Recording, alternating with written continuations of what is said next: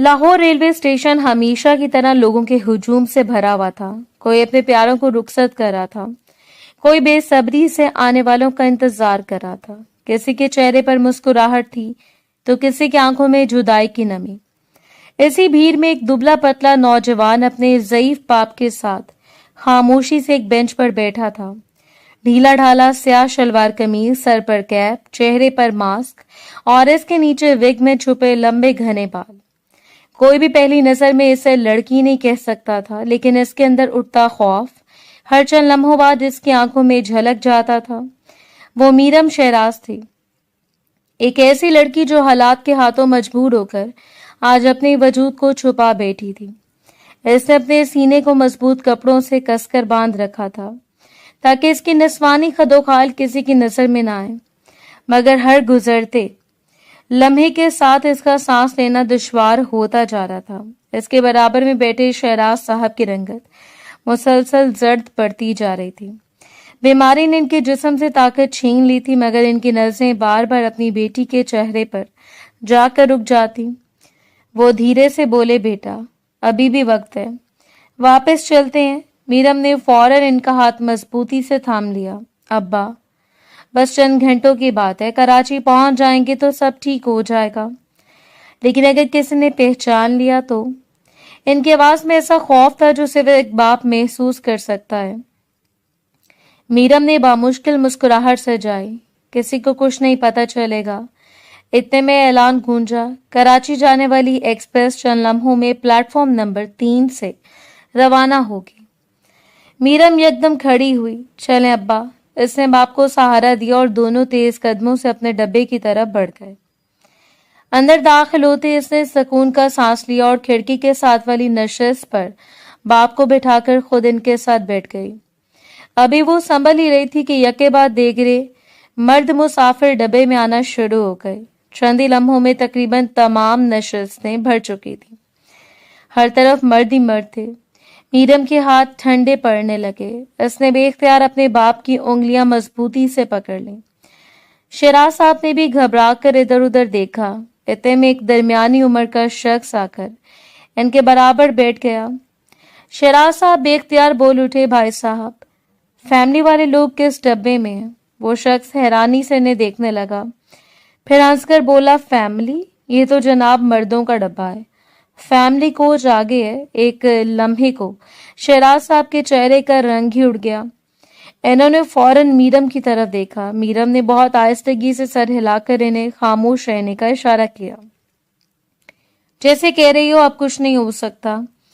اسی دوران سامنے والی قطار میں ایک پرکشش شخصیت کا شخص آ کر بیٹھا، سفید شلوار قمیض کندھے پر رکھی، مردانہ چادر، وہ کوئی جاگیردار لگ رہا تھا۔ اس نے ایک لمحے کے لیے میرم پر نظر ڈالی، نظریں چند سیکنڈ زیادہ ٹھہری، جیسے کسی الجھن نے اسے روک لیا ہو۔ پھر اس نے بے نیازی سے اپنا آئی پیڈ کھولا اور اسکرین پر نظریں جما لی تھی۔ اندر صاف بتا رہا تھا وہ پڑھا لکھا شخص ہے۔ میرم نے بھی اس کی طرف دیکھا تھا، لیکن بے اختیار رخ دوسری طرف موڑ لیا تھا۔ اس کا دل مسلسل بے قابو دھڑک رہا تھا۔ چند ہی لمحوں بعد ٹرین نے ایک جھٹکے سے حرکت کی اور پلیٹ فارم پیچھے رہ گیا۔ وقت آہستہ آہستہ آگے بڑھتا رہا۔ رات کی تاریکی کھڑکیوں کے باہر پھیل چکی تھی، جبکہ ڈبے کے اندر ہر چہرہ خاموش تھا، مگر خاموشی کے پیچھے کئی نظریں جاگ رہی تھیں۔ سامنے بیٹھے دو نوجوان کافی دیر سے چوری چوری میرم کو دیکھ رہے تھے۔ پہلے انہوں نے صرف شک کی نگاہ ڈالی، پھر ایک دوسرے کی طرف دیکھا، پھر ہلکا سا مسکرائے۔ میرم نے نظریں جھکا لی۔ اس نے ذرا سا پہلو بدلا ہی تھا کہ سینے پر لپٹا کپڑا معمولی سا ڈھیلا ہو گیا۔ اگلے لمحے اس کے جسم کا وہ ابھار لمحہ بھر کے لیے نمایاں ہوا جسے وہ کئی گھنٹوں سے چھپانے کی کوشش کر رہی تھی۔ دونوں نوجوانوں کی آنکھوں میں فوراً ایک چمک ابھری، ایک نے دوسرے کو کوہنی ماری، دوسرے نے معنی خیز انداز میں سر ہلایا۔ پھر ان میں سے ایک اپنی نشست سے اٹھا اور آہستہ آہستہ ان کی طرف بڑھنے لگا۔ میرم کا دل جسے سینے سے نکلنے کو تھا، وہ بھی کپڑا درست کرنے والی تھی کہ اچانک اس نوجوان نے اس کی کلائی مضبوطی سے پکڑ لی۔ اوئے! اس کے ہونٹوں پر خطرناک سے مسکراہٹ پھیل گئی۔ تو عورت ہے نا، مرد بننے کا ڈرامہ کیوں کر رہی ہے؟ मीरम का पूरा वजूद कांप उठा, मगर अगले लम्हे इसने झटके से अपना हाथ छुड़ाया और फौरन आवाज भारी करते हुए बोली, दिमाग खराब है तुम्हारा, हाथ मत लगाओ मुझे। वो हंसा, आवाज बदल लेने से कोई मर्द नहीं बन जाता। मैंने कहा है ना मैं मर्द हूं, कहां से औरत लग रहा हूं तुम्हें? इसने गुस्से का भरपूर तासुर देने की कोशिश की, मगर इसकी आंखों में तैरता खौफ इसके अल्फाज का साथ नहीं दे पा रहा था। वो नौजवान एक कदम और करीब आया, फिर मास्क क्यों नहीं उतारते? मीरम के लब खुश्क हो गए। इसने जवाब नहीं दिया। सामने बैठे वो संजीदा शख्स खामोशी से आईपैड बंद कर चुका था। इसकी नजरें पूरी तरह इस मंजर पर जमी हुई थीं। चेहरे पर अब वो बेनियाजी नहीं थी जो चंद लम्हे पहले थी। मीरम वापस अपनी जगह पर बैठती कि अचानक सामने खड़े नौजवान ने इसके कमीज के अंदर से नजर आता हुआ कपड़ा पूरी कुव्वत से खींच लिया था। कपड़ा इसके हाथ में आ गया और मीरम के वजूद में जैसे बिजली दौड़ गई। वो एक दिलखराश चीख के साथ अपनी नशिस्त से उठ खड़ी हुई और दोनों बाजू सीने पर लपेट लिए। ये अमल इसके लिए हैरत अंगेज था। हाथ मत लगाओ मुझे। इसकी आवाज कांप रही थी, मगर आंखों में खौफ के साथ गुस्सा भी साफ दिखाई दे रहा था। इस शोर से शराज साहब हड़बड़ाकर जाग उठे। चंद लम्हे इन्हें कुछ समझ ही ना आया, लेकिन जब सामने का मंजर देखा तो इनके चेहरे का खून नुचड़ गया। वो घबरा कर उठने लगी, मगर कमजोर जिस्म ने साथ न दिया। मेरी बेटी। इनके होंठ लड़से, मगर आवाज गले में अटक गई। मीरम ने खुद को समेटते हुए एक कदम पीछे हटाया और भारी सांस लेते हुए बोली, क्या बदतमीजी है ये? दूर रहो मुझसे। मैं औरत बनकर सफर करूं या मर्द बनकर, ये मेरी अपनी जिंदगी है, मेरा फैसला है। तुम कौन होते हो मुझ पर हुक्म चलाने वाले? इसकी बात खत्म हुई थी कि सामने खड़ा एक नौजवान तंजिया कहका लगाकर बोला, ओह समझा, ये इन्हीं औरत मार्च वालियों में से लगती है, वही जो सड़कों पर खड़ी होकर बड़े बड़े नारे लगाती हैं, मर्दों से आगे निकलना चाहती हैं। आज जरा इसका गुरूर भी देख लेते हैं। दूसरे ने हंसते हुए हाथ बढ़ाया और एक झटके से इसके सर से एक कैप खींच ली। कैप के साथ विग भी नीचे आ गिरी। अगले लम्हे इसके लंबे घने स्याह बाल कंधों से फिसलते हुए कमर तक बिखर गए थे। डब्बे में जैसे एक लम्हे को सांस रुक गई। अभी मीरम संभल भी नहीं पाई थी कि तीसरे ने इसके चेहरे से मास्क नोच कर दूर फेंक दिया। इसका चेहरा सबके सामने आ चुका था। खौफ से सफेद पड़ा हुआ वो चेहरा अपनी बेहद खूबसूरती के बावजूद बेबस दिखाई दे रहा था। कई नजरें एक साथ इस पर जम गईं। किसी के चेहरे पर हैरत थी, किसी पर हवस भरी मुस्कुराहट। वो दोनों नौजवान एक दूसरे को देखकर हंसने लगे। एक ने जुबान फेरते हुए कहा, वाह, आज तो किस्मत खुल गई, रात का इंतजाम खुद चलकर हमारे पास आ गया। दूसरे ने आगे बढ़कर इसकी कलाई मजबूती से पकड़ी। चल पिछले डब्बे में चलते हैं। मीरम ने पूरी ताकत से हाथ छुड़ाने की कोशिश की। छोड़ो मुझे, अल्लाह के लिए छोड़ दो। शराज साहब बेबसी से उठने की कोशिश करते हुए चीखे, कोई है? मेरी बच्ची को छोड़ दो। मगर इनकी कमजोर आवाज इस हुजूम में दबकर रह गई। इसला में एक जोरदार मुक्का कलाई पकड़ने वाला नौजवान के मुंह पर पड़ा। वो सीधा पीछे उछला और बर्थ से टकराता हुआ नीचे जा गिरा। किसी को संभलने का मौका ही न मिला था कि दूसरा हमलावर पलटा, मगर इसके जबड़े पर भी इतना सख्त घौंसा पड़ा कि वो दर्द से कराहता हुआ फर्श पर बैठ गया। पूरे डब्बे में खामोशी छा गई। सबकी नजरें एक ही सिमत उठ गईं। सामने वही खामोश नौजवान खड़ा था जो सफर शुरू होने से अब तक एक लफ्ज नहीं बोला था। इसके चेहरे पर ना गुस्सा था ना बेचैनी, सिर्फ ठंडी मगर खतरनाक संजीदगी थी। इसने एक लम्हे के लिए दोनों जख्मी नौजवानों को देखा। किसी और को भी शौक है। इसकी आवाज बुलंद नहीं थी, मगर ऐसी थी कि पूरा डब्बा साकित हो गया। किसी ने जवाब देने की हिम्मत ना की। इसने आहिस्तगी से अपने कंधों पर रखी, मर्दाना चादर उतारी, मीरम के करीब आया, मगर नजरें झुकाए रखी ताकि वो मजीद घबरा ना जाए। फिर खामोशी से चादर इसके सर और कंधों पर डाल दी। अपने आप को ढांप लीजिए, बस यही एक जुमला कहा। मीरम के कांपते हाथ फौरन चादर को मजबूती से लपेटने लगे। इसकी आंखों से आंसू मुसलसल बह रहे थे। वो सर झुकाए वापस अपने बाप के पहलू में आकर बैठ गई और सिसकियां दबाने लगी। شیراز صاحب کی آنکھیں بھی نم تھیں. انہوں نے لرزتے ہاتھ جوڑ دیے. بیٹا اللہ تمہیں سلامت رکھے. اگر آج تم نہ ہوتے. وہ نوجوان فوراً ان کے ہاتھ تھام کر نیچے کر گیا. ایسا نہ کیجیے بابا جی. ایسا صرف اتنا کہا اور خاموشی سے ان دونوں کے سامنے والی نشست پر بیٹھ گیا تھا. اس کی موجودگی کافی تھی. چند لمحے پہلے جو نظریں میرم کا تعاقب کر رہی تھیں، اب کوئی مرد ہمت کر کے اس کی طرف دیکھ بھی نہیں پا رہا تھا، اور ڈبے پر ایسی خاموشی چھا گئی تھی جیسے ابھی بھی وہاں سے خطرناک طوفان گزر کر گیا ہو. ٹرین کے پہیے آہستہ آہستہ رکے تو کراچی اسٹیشن کی ہلچل کھڑکیوں سے اندر اترنے لگی. مسافر جلدی جلدی اپنا سامان سمیٹنے لگے. میرم نے خاموشی سے چادر دوبارہ سر پر درست کی، اپنے بال پوری طرح چھپا لیے اور باپ کی طرف جھکی. ابا آہستہ سے اٹھے، میں ہوں نا. شیراز صاحب نے کمزور سی مسکراہٹ دی اور اس کے کندھے کا سہارا لیتے ہوئے نیچے اتر آئے. چند قدم چلنے کے بعد وہ دونوں ایک خالی بینچ پر بیٹھ گئے. لمبے سفر نے دونوں کو بری طرح تھکا دیا تھا. شیراز صاحب نے گہری سانس لی اور دھیرے سے بولے، بیٹا اب آگے کیا کرنا ہے؟ ہمارے پاس اتنے اضافی پیسے نہیں کہ کسی ہوٹل میں کمرہ لے سکیں. میرا خیال ہے سیدھا ہسپتال چلتے ہیں. اگر مجھے داخل کر لیا گیا تو تم بھی میرے ساتھ وہیں رہ جانا. فضول خرچہ کرنے کی کوئی ضرورت نہیں. اللہ جانے علاج میں کتنے پیسے لگ جائیں. میرم نے سر پر رکھی چادر کو سنبھالا، پھر ان کے قریب ہو کر نرم لہجے میں بولی، اب آپ کی بات بالکل ٹھیک ہے، مگر ہر ہسپتال مریض کے ساتھ تیماردار کو 24 گھنٹے رکنے کی اجازت نہیں دیتا. پھر آپ نے اتنا لمبا سفر کیا، آپ کو پہلے آرام کی ضرورت ہے. اس حالت میں سیدھا ایمرجنسی پہنچ گئے تو آپ مزید تھک جائیں گے. شیراز صاحب نے فوراً نفی میں سر ہلایا. نہیں، میں تمہیں 1 روپیہ بھی فضول خرچ نہیں کرنے دوں گا. ہم یہاں سیر کرنے نہیں آئے، علاج کروانے آئے. دل کا مسئلہ مذاق نہیں ہوتا. ڈاکٹر نے پہلے کہا تھا کہ مزید تاخیر مناسب نہیں. اگر اینجیوگرافی یا کوئی بڑا پروسیجر کرنا پڑ گیا تو ہر روپیہ کام آئے گا.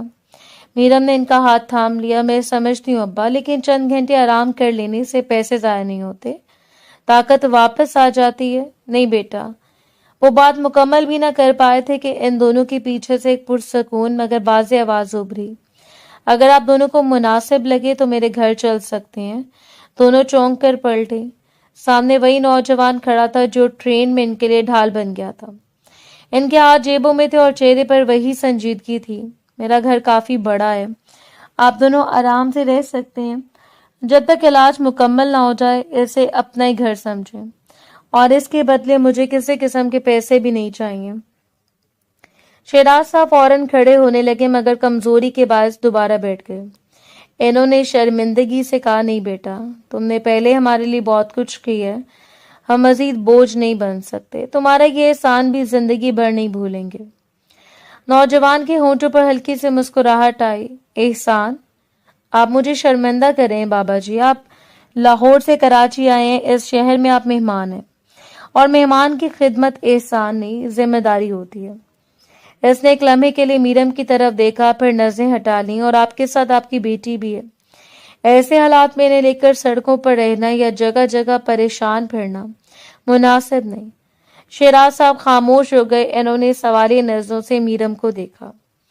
میرم نے چند لمحے سوچا، پھر آہستگی سے سر ہلا دیا. اس کی آنکھوں میں اب بھی احتیاط تھی، مگر اس نوجوان کے رویے میں اب تک کوئی ایسی بات نہیں تھی جس سے خوف محسوس ہوتا. شیراز صاحب نے دھیرے سے کہا، بیٹا میں اصل میں آغا جان ہسپتال آیا ہوں.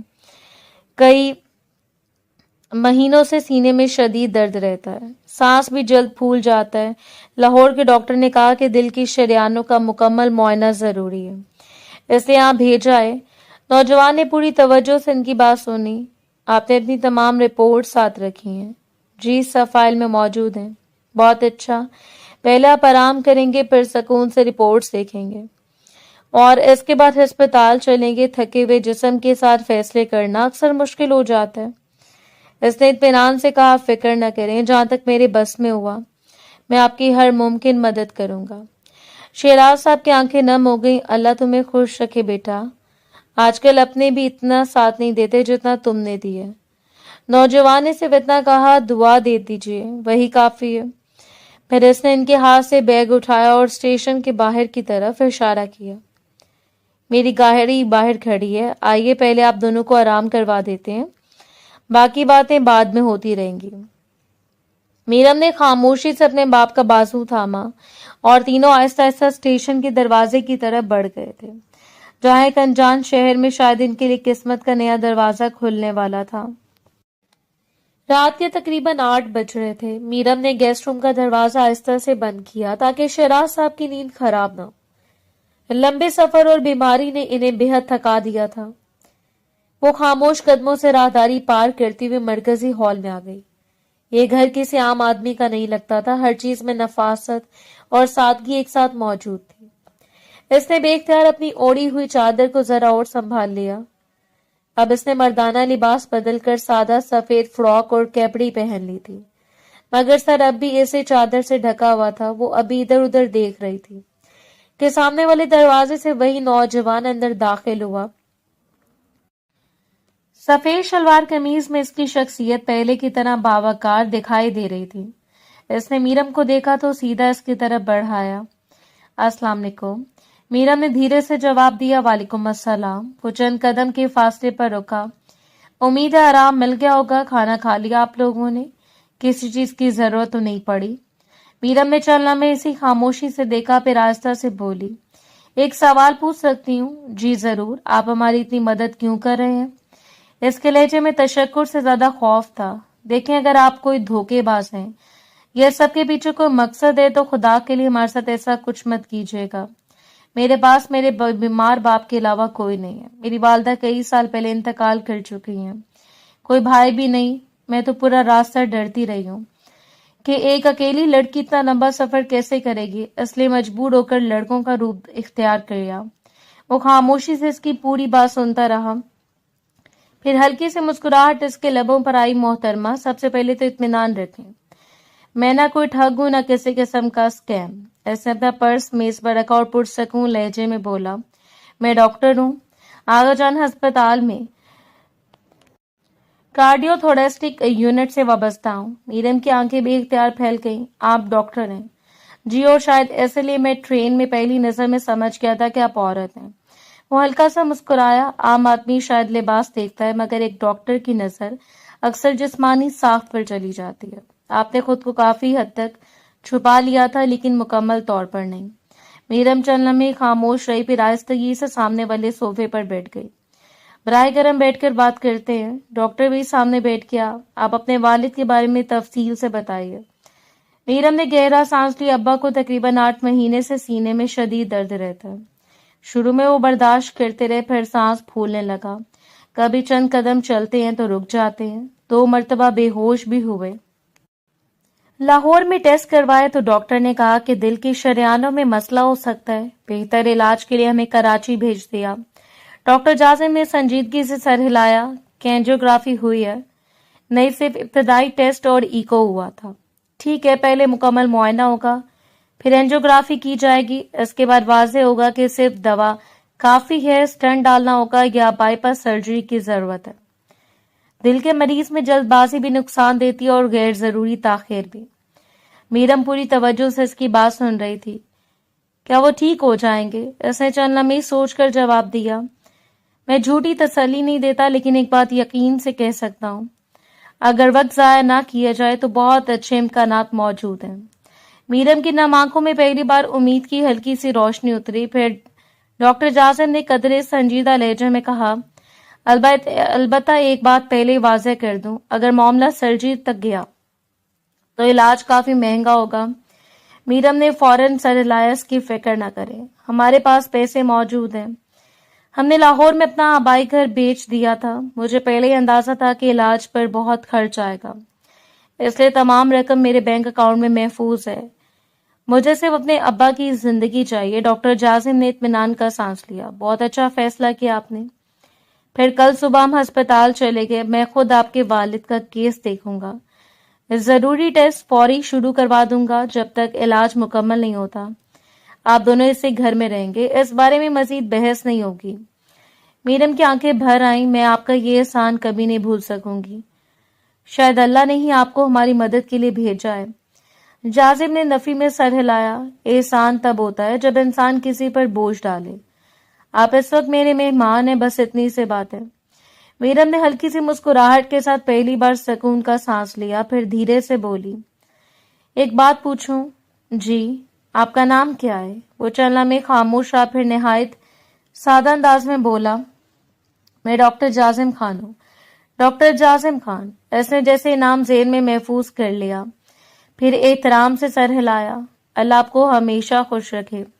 اتنا کہہ کر وہ آہستہ آہستہ سیڑھیوں کی طرف بڑھ گئی۔ جازم وہیں کھڑا رہا، اس کی نظریں چند لمحوں تک میرم کی جاتی ہوئی پشت پر ٹھہری رہیں، پھر اس نے دھیرے سے نظریں جھکا لیں، جیسے خود کو یاد دلا رہا ہو کہ اب اس کے سامنے صرف ایک مریض کا خاندان نہیں، بلکہ ایک ایسی ذمہ داری کھڑی ہے جسے تقدیر خود اس کے دروازے تک لے آئی ہے۔ صبح کی نرم روشنی کھڑکیوں سے اندر اتر آئی تھی۔ میرم گیسٹ روم سے نکل کر سیدھی کچن میں آ گئی۔ وہ کسی پر بوجھ بننا نہیں چاہتی تھی، اس لیے اس نے خاموشی سے ناشتے کی تیاری شروع کر دی۔ چند انڈے ابال لیے، چائے چڑھا دی اور پلیٹ میں ڈبل روٹی رکھ دی۔ اس کی تمام توجہ اپنے بیمار باپ پر تھی کہ انہیں وقت پر دوا بھی دینی تھی۔ ابھی وہ چائے کپ میں انڈیلی رہی تھی کہ کچن کا دروازہ کھلا اور درمیانی عمر کی ایک ملازمہ اندر داخل ہوئی۔ اس نے میرم کو دیکھا تو حیرت سے اس کی آنکھیں پھیل گئیں۔ ارے تم کون ہو؟ نئی ملازمہ ہو کیا؟ میرم چونک کر اس کی طرف مڑی۔ جی نہیں۔ ملازمہ نے لمبی سانس بھری، مجھے تو پہلے ہی شک تھا۔ بڑے صاحب میرے کام سے خوش نہیں تھے، اب ایک اور ملازمہ رکھ لی۔ چلو خیر، قسمت اپنی اپنی ہوتی ہے۔ میرم نے فوراً نفی میں سر ہلایا۔ نہیں، آپ غلط سمجھ رہی ہیں، میں یہاں ملازمہ نہیں ہوں، ہم لوگ مہمان ہیں۔ عورت نے جیسے اس کی بات سنی نہ ہو، وہ اسے اوپر سے نیچے تک دیکھنے لگی، پھر آنکھیں سکیڑ کر بولی، مہمان؟ صاحب کے گھر میں ایک جوان لڑکی مہمان؟ یہ بات کچھ ہضم نہیں ہو رہی۔ وہ ذرا اور قریب آئی اور آہستہ سے بولی، سچ سچ بتاؤ، کہیں تم صاحب کی محبوبہ تو نہیں؟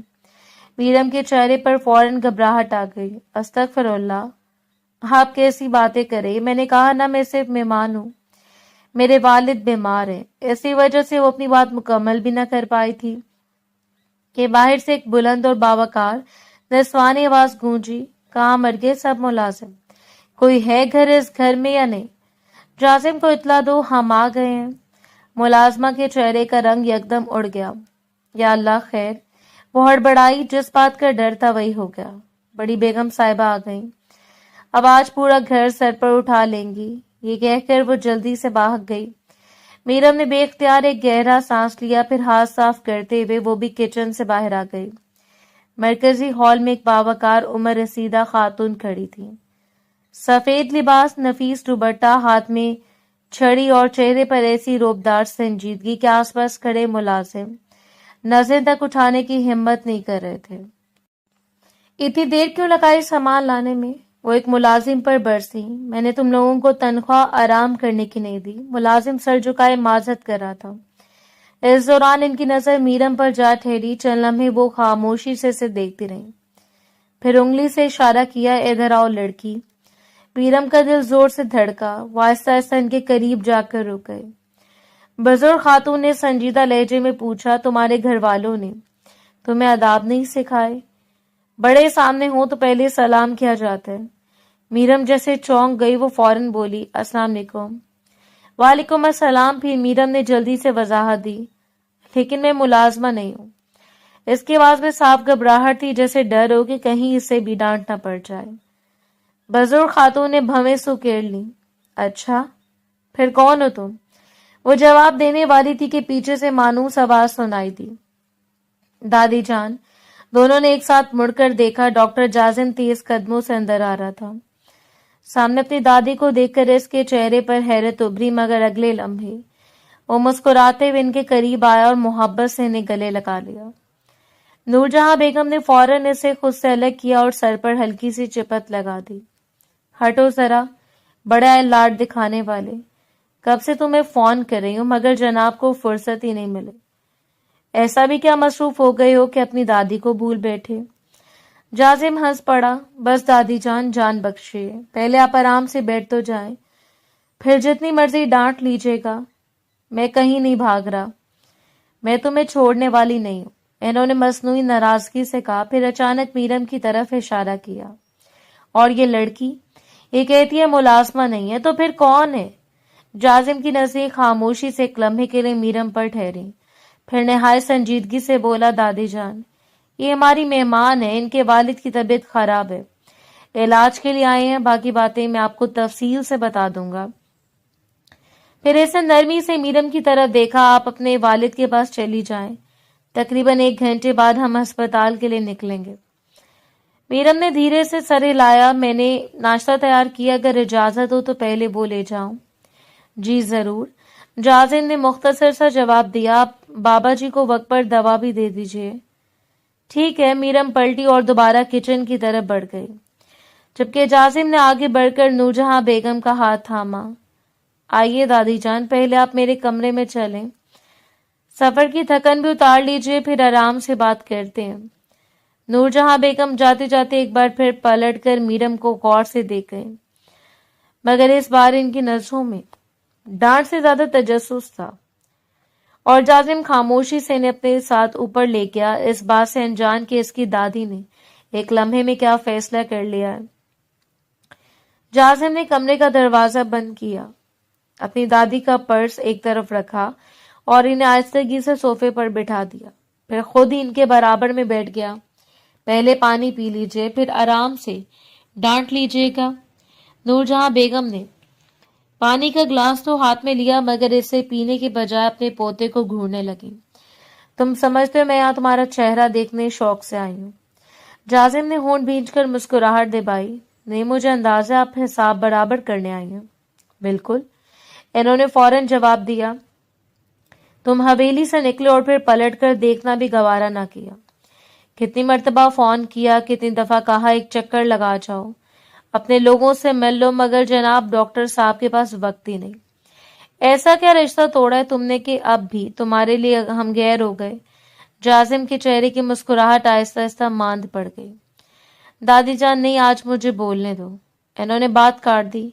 تمہاری ماں نے تمہیں جنم دیا اور اسی لمحے دنیا سے چلی گئی، تم نے اس کا چہرہ تک نہیں دیکھا، پھر ہم نے اپنی ان بوڑھی ہڈیوں پر تمہیں پالا، ہر خوشی دی، ہر ضد پوری کی، اب بڑھاپے میں اتنا بھی حق نہیں رہا کہ تم مہینوں بعد آ کر ہمارا حال پوچھ لو۔ چند لمحوں تک کمرے میں خاموشی رہی۔ جازم نے ان کا ہاتھ اپنے ہاتھ پہ لیا۔ آپ ہی کیوں بھول جاتی ہیں کہ میں نے آپ سے کتنی بار کہا تھا کہ میرے ساتھ آ جائیں، یہ گھر بھی آپ کا ہے، مگر ہر بار آپ نے یہی کہا میں حویلی چھوڑ کر کہیں نہیں جاؤں گی۔ اب اگر آپ وہاں رہنا چاہتی ہیں تو اس میں میرا کیا قصور ہے؟ نورجہاں بیگم نے فوراً ہاتھ کھینچ لیا۔ میں اس لیے نہیں آئی کہ تمہارا گھر ہے، میرا گھر تو حویلی ہے، اور ویسے بھی تمہیں کیا فرق پڑتا ہے؟ جازم نے ہلکی سی سانس بھری۔ فرق پڑتا ہے، بہت پڑتا ہے، لیکن میرا پیشہ ایسا ہے کہ میں ہر ہفتے اتنا لمبا سفر نہیں کر سکتا۔ ایک ڈاکٹر صرف اپنی زندگی نہیں جیتا، اس کے ساتھ درجنوں مریضوں کی زندگیاں بھی جڑی ہوتی ہیں، کبھی ایمرجنسی، کبھی سرجری، کبھی رات بھر ڈیوٹی، سب چھوڑ کر بار بار جانا ممکن نہیں ہوتا۔ نورجہاں بیگم نے مصنوعی خفگی سے منہ دوسری طرف پھیر لیا۔ اچھا بس، اب ہمیں اپنے ڈگری نہ سمجھاؤ، یہ سب مریضوں کو جا کر سنانا۔ جازم بے اختیار ہنس پڑا۔ جی بہتر، آپ کو نہیں سناتا۔ وہ اچانک پلٹی اور آنکھیں سکیڑ کر بولی، اچھا یہ بتاؤ وہ لڑکی کون ہے؟ جازم نے ایک لمحے کو ان کی طرف دیکھا، پھر پرسکون انداز میں جواب دیا، لاہور کی رہنے والی ہے، میں ہسپتال کے ایک سرکاری دورے پر لاہور گیا ہوا تھا، واپسی پر فلائٹس منسوخ ہو گئیں، اس لیے ٹرین سے آنا پڑا، وہیں اس سے اور اس کے والد سے ملاقات ہوئی، دونوں بہت مشکل میں تھے، راستے میں کچھ لوگ انہیں تنگ کر رہے تھے، پھر معلوم ہوا کہ ان کے والد دل کے مریض ہیں اور علاج کے لیے میرے ہسپتال آ رہے ہیں، ان کے لیے میں انہیں یہاں لے آیا۔ نورجہاں بیگم نے خاموشی سے پوری بات سنی، پھر ہلکی سی مسکراہٹ ان کے ہونٹوں پر آ گئی۔ لڑکی تو بہت خوبصورت ہے، غور سے دیکھا تم نے؟ جازم نے ہاتھ ماتھے پر مارا۔ دادی جان؟ کیا دادی جان؟ میں نے کوئی غلط بات کی؟ خبردار جو آپ نے آگے کوئی منصوبہ بنایا۔ میرا فی الحال شادی کا کوئی ارادہ نہیں ہے۔ نورجہاں بیگم نے ناک چڑھا لی۔ ارادہ نہیں ہے تو بنا لو، عمر بھی ہو رہی ہے تمہاری، بس کریں۔ وہ ہنستے ہوئے بولا، میں بھی صرف اپنے مریضوں سے شادی کیے بیٹھا ہوں، میں دیکھ لوں گی تمہیں۔ انہوں نے انگلی اٹھا کر کہا، ویسے لڑکی مجھے بہت پسند آئی ہے، ادب بھی ہے، حیا بھی ہے، بات کرنے کا سلیقہ بھی۔ جازم نے نفی میں سر ہلایا اور اٹھ کھڑا ہوا۔ آپ باز نہیں آئیں گے نا؟ ہرگز نہیں۔ اچھا پھر ایک کام کریں، مجھے ڈانٹنے کی بجائے ذرا اپنے پوتے کا بھی خیال کر لیا کریں۔ دیکھیں کتنا کمزور ہو گیا ہوں۔ اس نے معصوم سا چہرہ بنایا۔ نور جہاں بیگم نے ایک نظر اسے دیکھا، پھر زور سے ہنس پڑی۔ کمزور تم؟ میری جدائی نے تو تمہیں الٹا پہلے سے زیادہ تندرست کر دی ہے۔ آئینہ دیکھا ہے کبھی؟ جازم بھی ہنسے بغیر نہ رہ سکا۔ آپ سے بحث میں جیتنا ممکن ہی نہیں، یہ کہہ کر وہ تولیہ اٹھاتے ہوئے واش روم کی طرف بڑھ گیا تھا، جبکہ نور جہاں بیگم مسکراتے ہوئے سے جاتے دیکھتی رہی۔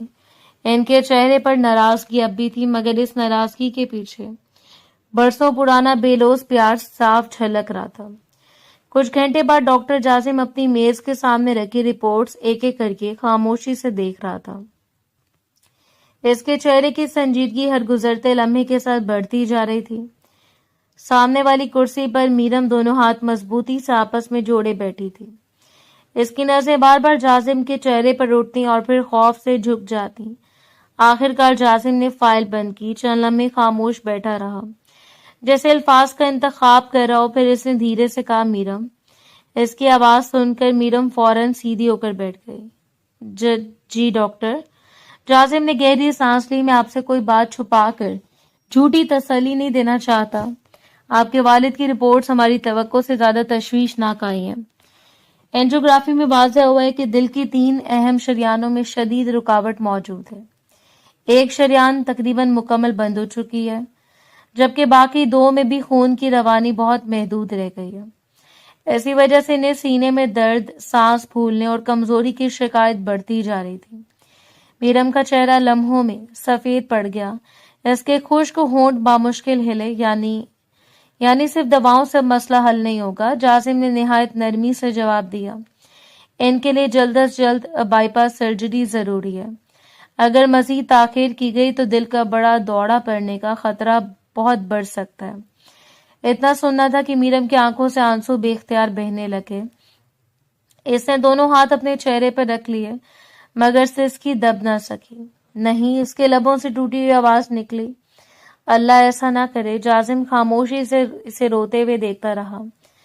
چند لمحوں بعد میرم اچانک اپنی کرسی سے اٹھی اور میز کے قریب آ گئی۔ اس نے کانپتے ہاتھ جوڑ لیے۔ ڈاکٹر پلیز میرے بابا کو بچا لیجیے۔ اس کی آواز ٹوٹ رہی تھی۔ وہی میری پوری دنیا ہے۔ اگر انہیں کچھ ہو گیا تو میں جیتے جی مر جاؤں گی۔ میرے پاس ان کے سوا کوئی نہیں ہے، خدا کے لیے انہیں بچا لیجیے۔ جازم فوراً اپنی جگہ سے اٹھ کھڑا ہوا۔ اس نے نرمی سے اس کے جوڑے ہوئے ہاتھ نیچے کیے۔ ایسا مت کیجیے میرم، ہاتھ جوڑنے کی ضرورت نہیں ہے۔ اس کا لہجہ پہلے سے زیادہ نرم تھا۔ میں آپ کے والد کا معالج ہوں اور ان کا علاج کرنا میری ذمہ داری ہے۔ میرم نے نم آنکھوں سے اس کی طرف دیکھا۔ لیکن وہ ٹھیک ہو جائیں گے نا؟ جازم نے چند لمحے خاموش رہ کر جواب دیا، طب میں کوئی ڈاکٹر 100% ضمانت نہیں دے سکتا، کیونکہ شفا اللہ کے ہاتھ میں۔ لیکن ایک بات پورے یقین سے کہہ سکتا ہوں، ہم اپنی طرف سے کوئی کمی نہیں چھوڑیں گے۔ اس نے فائل دوبارہ کھولی۔ میں نے آپ کے والد کا کیس پہلے ہی اپنے سینئر کارڈیو تھوریسک سرجن کے ساتھ ڈسکس کر لیا۔ ان کی حالت کو دیکھتے ہوئے فیصلہ یہی ہوا ہے کہ سرجری مزید مؤخر نہیں کی جائے گی۔ اگر تمام پری آپریٹو ٹیسٹ آج شام تک مکمل ہو جائیں تو کل صبح ان کی بائی پاس سرجری ہوگی۔ میرم نے بے اختیار آنسو پہنچے۔ کل؟ جی کل ہی۔ جازم نے اطمینان سے کہا، آپ کے والد کو اس وقت بہترین وقت پر علاج مل رہا ہے۔ پوری سرجیکل ٹیم تیار رہے گی۔ Anaesthesia, cardiac I C U اور آپریشن تھیٹر سب پہلے بک کروا دیے گئے ہیں۔ آپ کو اسے مضبوط رہنا ہے، کیونکہ اس وقت انہیں آپ کی حوصلے کی سب سے زیادہ ضرورت ہے۔ میرم کی آواز اب بھی کانپ رہی تھی۔ میں کوشش کروں گی۔ جازم نے میز سے پانی کا گلاس اٹھا کر اس کی طرف بڑھایا۔ پانی پیجیے، خود کو سنبھالیے۔ جب مریض اپنے گھر والوں کو ٹوٹتے ہوئے دیکھتا ہے تو اس کی ہمت بھی کمزور پڑ جاتی ہے۔ آپ ان کے سامنے ہمیشہ یہی ظاہر کریں کہ سب ٹھیک ہو جائے گا۔ میرم نے خاموشی سے گلاس تھام لیا۔ ڈاکٹر، اگر اللہ نے میرے بابا کو صحت دے دی تو میں زندگی بھر آپ کی دعا کروں گی۔ جازم نے ہلکی سی مسکراہٹ کے ساتھ نفی میں سر ہلایا۔ دعا میرے لیے نہیں، اپنے والد کے لیے کیجیے اور باقی کام ہمیں کرنے دیجیے۔ اس نے فائل بند کرتے ہوئے کہا، اب آپ ان کے پاس جائیں، میں بھی نرسنگ اسٹیشن کو مزید ہدایت دے کر آتا ہوں۔ اگر رات میں بھی ان کی طبیعت میں معمولی سی تبدیلی آئے تو مجھے فوراً اطلاع دے دی جائے گی. آپ اکیلی نہیں ہیں, پوری ٹیم ان کے ساتھ موجود ہے. میرم نے بھیگتی آنکھوں سے سر ہلایا, ایک بار پھر دل ہی دل میں اللہ سے اپنے باپ کی زندگی کی دعا مانگی اور بھاری قدموں سے کمرے سے باہر نکل گئی. جبکہ جازم چند لمحے وہیں کھڑا اس سے بند ہوتے دروازے کو دیکھتا رہا, پھر سنجیدہ چہرے کے ساتھ اگلے مرحلے کی تیاری میں مصروف ہو گیا تھا. شام ڈھل چکی تھی. میرم جلدی جلدی کچن میں کھڑی اپنے والد کے لیے ہلکی کھچڑی تیار کر رہی تھی. ڈاکٹر جازم نے تاکید کی تھی کہ سرجری سے پہلے انہیں سادہ اور آسانی سے ہضم ہونے والی غذا دی جائے, اس لیے وہ پوری توجہ سے برتن میں چمچ چلا رہی تھی. اتنے میں دروازے پر دستک ہوئی. وہ پلٹ کر دیکھنے لگی تو صبح والی ملازمہ اندر داخل ہوئی. بی بی جی, بڑی بیگم صاحبہ نے آپ کو اپنے کمرے میں بلایا. میرم نے ایک نظر چولہے پر رکھی کھچڑی کی طرف دیکھا, پھر نرمی سے بولی, بس یہ تیار ہونے والی ہے, آپ ان سے کہہ دیں اگر اجازت دیں تو میں 10-15 منٹ بعد حاضر ہو جاؤں گی. بابا کے لیے کھانا بنا رہی ہوں. ملازمہ نے سر ہلایا. اچھا, میں بتا دیتی ہوں. وہ واپس چلی گئی. چند ہی دیر میں کھچڑی تیار ہو گئی. میرم نے اسے احتیاط سے ایک ڈبے میں نکالا, ڈھکن بند کیا اور ملازمہ کے حوالے کر دیا. براہ کرم یہ گاڑی میں رکھوا دیجیے, میں بھی آتی ہوں. پھر اس نے چادر درست کی اور نور جہاں بیگم کے کمرے کی طرف بڑھ گئے. دروازہ کھٹکھٹانے کے بعد اندر داخل ہوئی تو دیکھا نور جہاں بیگم صوفے پر بیٹھی تسبیح کے دانے پھیر رہی تھیں. میرم نے احترام سے سر جھکایا. السلام علیکم. بزرگ خاتون نے مسکراتے ہوئے جواب دیا, وعلیکم السلام. آؤ بیٹا, میرے پاس بیٹھو. میرم خاموشی سے ان کے برابر میں بیٹھ گئی. نور جہاں بیگم نے محبت بھری نظر سے اس کا چہرہ دیکھا. بتاؤ تمہارے والد کیسے ہیں؟ آج ہسپتال سے آتے ہوئے جازم نے صرف اتنا بتایا کہ کل آپریشن ہے. سوال سنتے ہی میرم کی پلکیں جھک گئیں. ایسے بہت کوشش کی مگر آنکھوں میں اترتی نمی چھپا نہ سکی. دھیرے سے بولی, حالات اتنے اچھے نہیں ہیں. ڈاکٹر صاحب نے بتایا کہ دل کی شریانیں بہت زیادہ بند ہیں. کل ان کی سرجری ہوگی. اس کی آواز بھرا گئی. بس آپ اللہ سے دعا کیجیے میرے بابا ٹھیک ہو جائیں. نور جہاں بیگم نے فوراً اس کے ہاتھ پر اپنا ہاتھ رکھ دیا. اللہ رحم کرنے والا ہے بیٹا, مایوس نہیں ہوتے. چلا میں خاموش رہنے کے بعد انہوں نے پوچھا, تمہاری والدہ کہاں ہیں؟ وہ ہسپتال کیوں نہیں آئی؟ میرم کی آنکھیں پھر بھیگ گئیں. امی کئی سال پہلے انتقال کر گئی تھی. نور جہاں بیگم کے چہرے پر افسوس ابھرا. اللہ ان کی مغفرت فرمائے. پھر انہوں نے نرمی سے پوچھا, اور تمہارے ماموں, خالہ, چچا, پھوپھی کوئی تو ہوگا. اس مشکل وقت میں تمہارے ساتھ کوئی نظر نہیں آیا؟ میرم نے آہستگی سے نفی میں سر ہلایا. نہیں, امی کے جانے کے بعد ننیال والوں نے آہستہ آہستہ تعلق ختم کر لیا. شاید ان کی اپنی مجبوریاں ہوں. میں نے کبھی شکوہ نہیں کیا, اور بابا اکلوتے تھے اس لیے نہ کوئی چچا ہے نہ پھوپھی. اس نے ایک ٹھنڈی سانس بھری. ہم صرف 2 ہی لوگ ہیں. بابا میرا سہارا ہے اور میں ان کا. چلا میں وہ خاموش رہی, پھر ٹوٹتی ہوئی آواز میں بولی, اگر انہیں کچھ ہو گیا تو میں اس دنیا میں بالکل اکیلی رہ جاؤں گی. نور جہاں بیگم نے فوراً اسے اپنے قریب کر لیا. ایسی بات زبان پر نہیں لاتے بیٹا. انہوں نے اس کے سر پر شفقت سے ہاتھ پھیرا. زندگی اور موت اللہ کے اختیار میں ہے, لیکن امید ہمیشہ اچھی رکھنی چاہیے. جازم بہت قابل ڈاکٹر ہے, اور میں جانتی ہوں کہ جب وہ کسی مریض سے کی ذمہ داری لیتا ہے تو پوری جان لگا دیتا ہے. تمہارے والد خیریت سے واپس تمہارے پاس آئیں گے. میری خاموشی سے ان سے بات ہوئی ہے. نور جہاں بیگم نے مسکراتے ہوئے اس کا چہرہ دیکھا. اور ایک بات کہوں, میرم نے سوالے نظروں سے نے دیکھا, تم بہت اچھی لڑکی ہو. تمہاری باتوں میں ادب ہے, نگاہوں میں حیا ہے, اور اپنے والد کے لیے جو محبت میں نے تمہاری آنکھوں میں دیکھی ہے وہ آج کل بہت کم دیکھنے کو ملتی ہے. اللہ تمہیں ہمیشہ عزت دے. میرم کی آنکھوں میں تشکر اتر آیا. بہت شکریہ, آپ کی دعائیں میرے لیے بہت قیمتی ہیں. اس نے آہستگی سے اٹھتے ہوئے کہا, اگر اجازت دیں تو میں ہسپتال جانا چاہتی ہوں. بابا میرا انتظار کرے ہوں گے. نور جہاں بیگم نے مسکرا کر سر ہلایا. جاؤ بیٹا, اللہ تم دونوں کی حفاظت فرمائے. اور ہاں, میں بھی تمہارے والد کے لیے دعا کروں گی. میرم نے احترام سے ان کے ہاتھ چھو کر سلام کیا, پھر خاموش قدموں سے کمرے سے باہر نکل گئی. جبکہ نور جہاں بیگم کچھ دیر تک بند ہوتے دروازے کو دیکھتی رہیں, اور پھر بے اختیار ان کے لبوں سے ایک مخلص دعا نکل آئی. یا اللہ, اس بچی کی امید کو ٹوٹنے نہ دینا. لیکن کون جانتا تھا کہ ان کی یہ دعا کسی اور وقت کے لیے سنبھال کر رکھ دی گئی ہے. رات کی تاریکی ہر سو پھیل چکی تھی. شہراز صاحب گہری نیند میں تھے. ان کے چہرے پر غیر معمولی تھکن پھیلی ہوئی تھی. जबकि मॉनिटर पर दिल की धड़कन बाकायदगी से चल रही थी। मीरम खामोशी से इनके बिस्तर के पास रखी कुर्सी पर बैठी ने देख रही थी। इसने आहिस्ता से इनका हाथ अपने दोनों हाथों में ले लिया। वो हाथ पहले की निस्बत ज्यादा ठंडा महसूस हो रहा था। इसकी आंखें भर आईं। बाबा, इसने मुश्किल आवाज निकाली, खुदा के लिए आप ठीक हो जाएं। आप जानते हैं ना मैं आपके बगैर कितनी बेबस हूँ। इसकी पलकों से आंसू गिरने लगे। अगर आपको कुछ हो गया तो मैं लाहौर वापस कैसे जाऊंगी? किस किस के पास जाऊंगी? मेरे पास आपके अलावा कोई नहीं है। इसने इनके हाथ को अपने माथे से लगा लिया। आप हमेशा कहते थे कि एक दिन मैं मजबूत हो जाऊंगी, लेकिन मैं आज भी वही डरने वाली मीरम हूँ बाबा। और जब भी हर फैसले से पहले आपकी तरफ देखने की आदत है। मैं आपके बगैर कुछ भी नहीं हूँ, मुझे छोड़कर मत जाइए। इसकी आवाज सिसकी में बदल गई। वो भी मजीद कुछ कहने वाली थी कि अचानक मॉनिटर पर चलती हुई धड़कन की लकीरें बेतरतीब होने लगी। चंद लम्हों में मशीन से 3 अलार्म बज उठा। मीरम घबराकर खड़ी हो गई। बाबा, इसने इन्हें हिलाया मगर कोई जवाब न मिला। इसका दिल जैसे सीने में मुंजमद हो गया।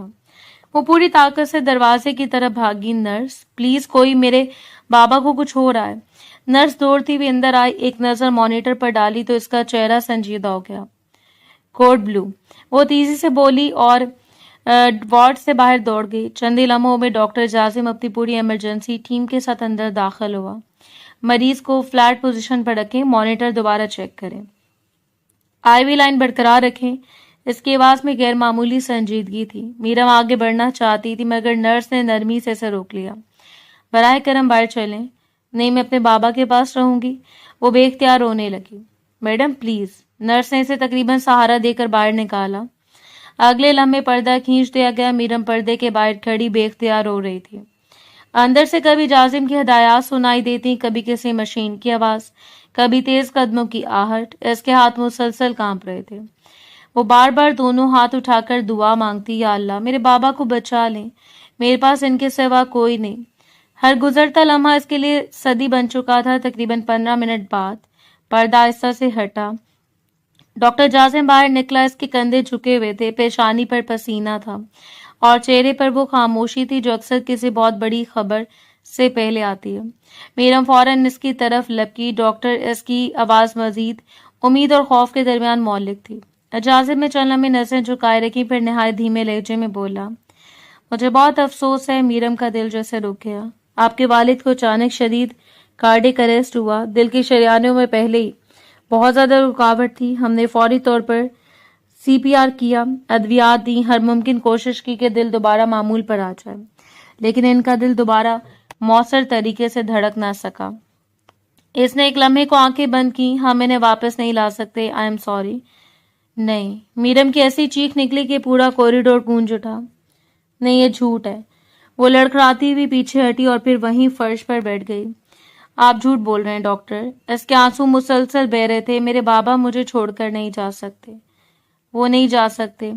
वो दोनों हाथों से सर पकड़कर रोने लगी। आपने कहा था ना आप इन्हें ठीक कर देंगे। आपने खुद कहा था कल इनकी सर्जरी होगी। फिर आज वो कैसे चले गए? इसकी आवाज टूटती जा रही थी।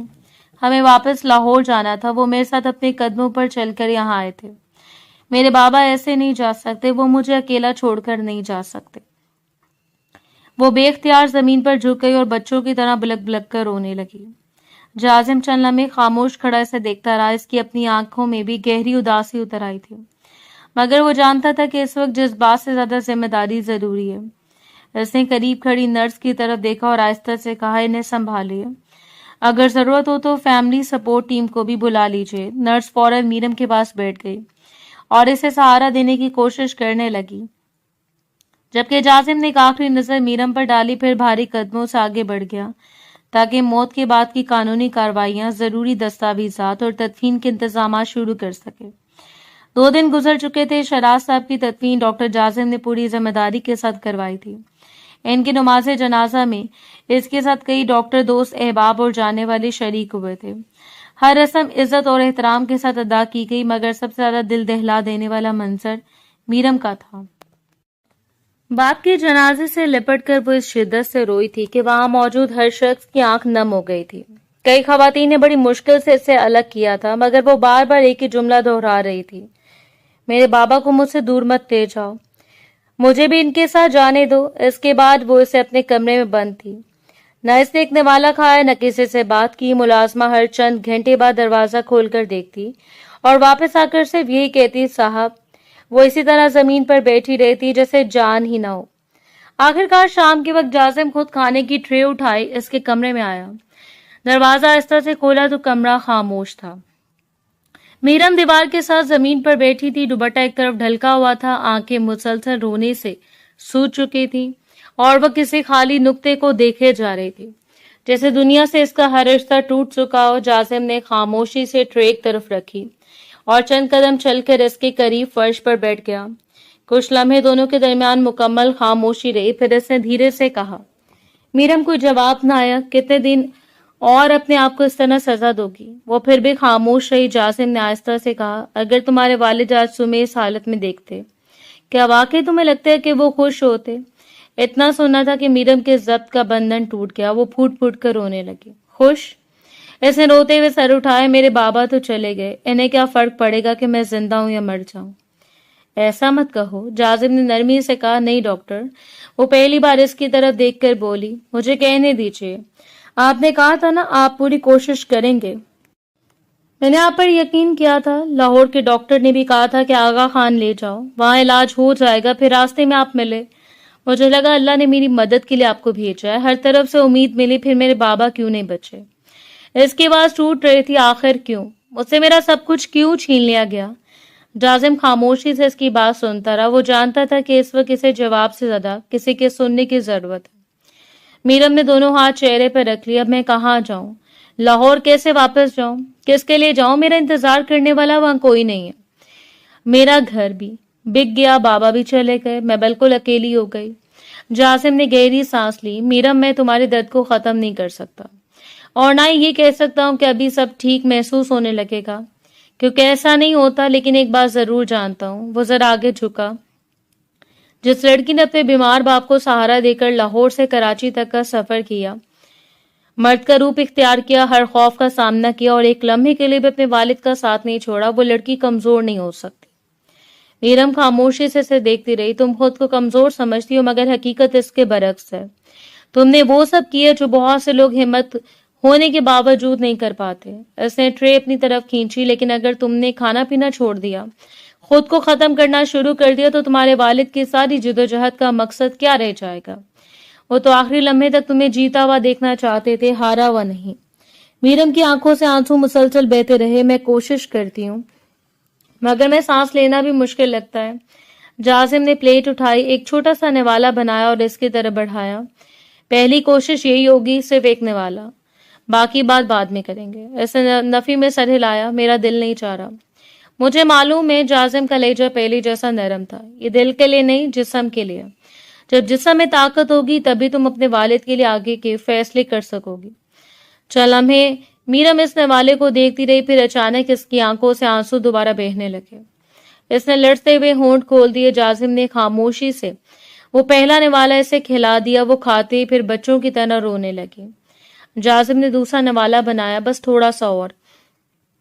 इस बार इसने इनकार नहीं किया। आंसू बहते रहे, मगर वो खामोशी से एक एक निवाला खाती गई। और कमरे में पहली बार ऐसा महसूस हुआ जैसे गहरे अंधेरे के बीच कहीं बहुत दूर उम्मीद की एक मध्यम सी किरण अभी बाकी हो। एक हफ्ता गुजर चुका था। गम की शिद्दत पहले जैसी तो नहीं रही थी, मगर इसकी जगह एक खामोश खालीपन ने ले ली थी। मीरम ने आईने में खुद को देखा, चादर सर पर दरुस्त की और जैसे कोई आखिरी फैसला दिल में बांधकर कमरे से बाहर निकल आई। आहिस्ता आहिस्ता चलती हुई वो डॉक्टर जाजिम के कमरे के सामने पहुंची। चलम्हे दरवाजे को देखती रही, फिर हल्के से दस्तक दी। अंदर से आवाज आई, आ जाइए।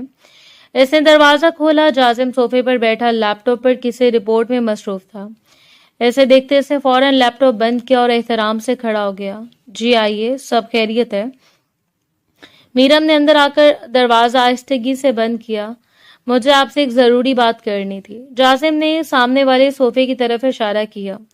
पहले बैठ जाइए। इसने नफी में सर हिलाया। नहीं, मैं ज्यादा देर नहीं रुकूंगी। जासिम ने इसके चेहरे को गौर से देखा। तबीयत तो ठीक है? जी। इसने हल्की सी सांस ली। मैंने फैसला लिया है। मैं कल सुबह लाहौर वापस जाना चाहती हूँ। चंद लम्हों के लिए कमरे में खामोशी छा गई। जासिम ने आहिस्ता से पूछा, इतनी जल्दी? हाँ, इसकी आवाज में अजीब सी थकन थी। कब तक इस अनजान शहर में रहूं? यहाँ हर चीज मुझे बाबा की याद दिलाती है। मैंने इसी शहर में खोया है। अब यहाँ एक लम्हा भी दिल नहीं लगता। जाजिम ने संजीदगी से कहा, बैठकर बात कर लेते हैं। इस बार मीरम खामोशी से सोफे पर बैठ गई। इसने अपनी उंगलियां आपस में फंसा ली। मैं आपसे एक और बात पूछने आई थी। जी, बाबा की तदफीन में जितना भी खर्चा आया वो मुझे बता दीजिए। मैं वो तमाम रकम आपको वापस करना चाहती हूँ। जासिम ने इसकी तरफ देखा, फिर धीरे से बोला, पैसों की बात बाद में हो जाएगी। पहले ये बताइए, लाहौर जाकर रहेंगी कहाँ? अपने शहर में। अपने शहर में, मगर अपने किसके पास? इसका लहजा नरम था। आपने खुदारी को बताया था कि वहां आपका कोई कीमती रिश्तेदार नहीं, फिर आप अकेले कैसे रहेंगी? मीरम ने नजरें झुका रही, जैसे भी रह लूंगी। इंसान सब सीख जाता है, ये जवाब नहीं है।